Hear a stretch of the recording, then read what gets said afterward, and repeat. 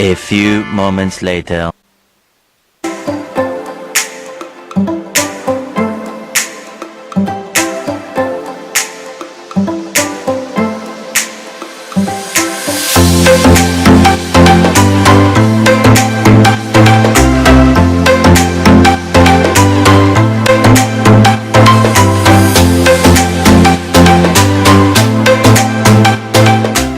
Salut tout le monde, aujourd'hui on se retrouve pour une nouvelle vidéo, donc qui va être une vidéo conseil on va dire, donc ça va être sur 5 choses fausses sur les lapins. Donc c'est souvent des choses que les gens croient mais qui sont fausses, et donc j'espère vraiment que cette vidéo va te plaire et je te laisse avec la suite.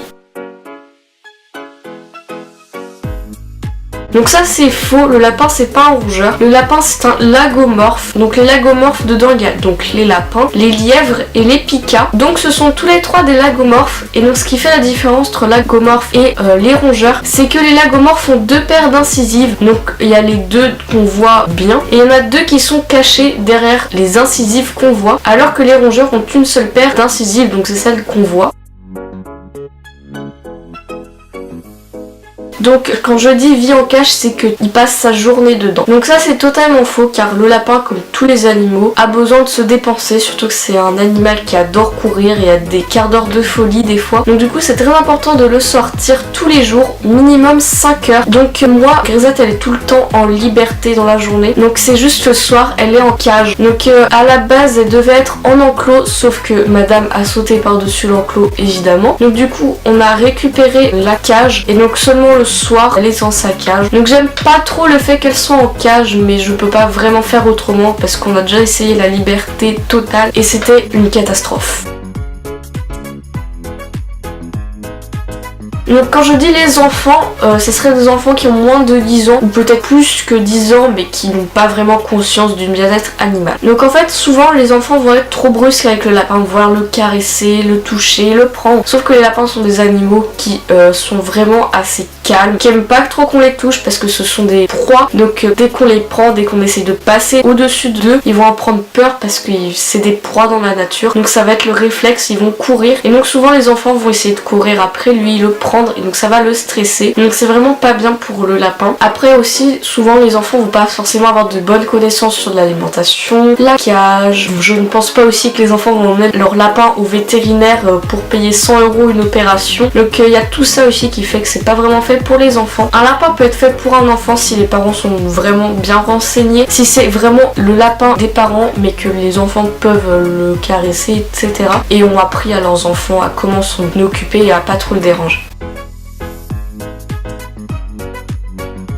Alors là c'est vraiment la chose la plus fausse aussi que j'ai entendue de ma vie, parce que les lapins sont super propres. Je pense même que c'est un des animaux les plus propres au monde, parce que même si votre lapin, imaginons, ne fait pas dans une caisse ou ne fait ses crottes partout, vous allez forcément voir votre lapin se nettoyer une dizaine de fois dans la journée. Le lapin fait que ça, il se nettoie tout le temps, tout le temps, tout le temps. Donc déjà c'est une première preuve que le lapin est propre. Donc petite parenthèse pour les gens qui veulent nettoyer leur lapin à l'eau ou au shampoing. Alors à l'eau c'est pas conseillé parce qu'ils ont une huile protectrice, donc si on fait à l'eau ça va l'enlever. Donc déjà, et en plus ils aiment pas l'eau, donc vraiment je vous déconseille l'eau. Et en plus les shampoings ça ne sert à rien, parce que comme je viens de vous le dire, le lapin fait que de se nettoyer dans la journée. Donc vraiment je vous déconseille de nettoyer votre lapin, il le fait déjà très bien lui-même. Et aussi le lapin va forcément faire dans un coin son caca. Donc que ça soit dans un bac ou dans un petit coin dans son enclos par exemple, il va forcément faire un petit endroit tous ses besoins. Donc souvent ce que les lapins aiment bien c'est faire dans un coin. Donc du coup si vous voulez apprendre à votre lapin à faire dans une caisse, je vous conseille des caisses d'angle droit, ou sinon de prendre une caisse rectangle et de la coller dans un angle. Ce que je vous conseille aussi pour apprendre la propreté à votre lapin, c'est de mettre un atelier rempli de foin devant sa caisse, parce que les lapins c'est assez bizarre mais mangent en faisant leurs besoins. Donc du coup en mangeant il va faire ses besoins, et donc s'il fait ses besoins dans sa caisse, il va commencer à comprendre que pipi caca c'est dans la caisse et c'est en mangeant.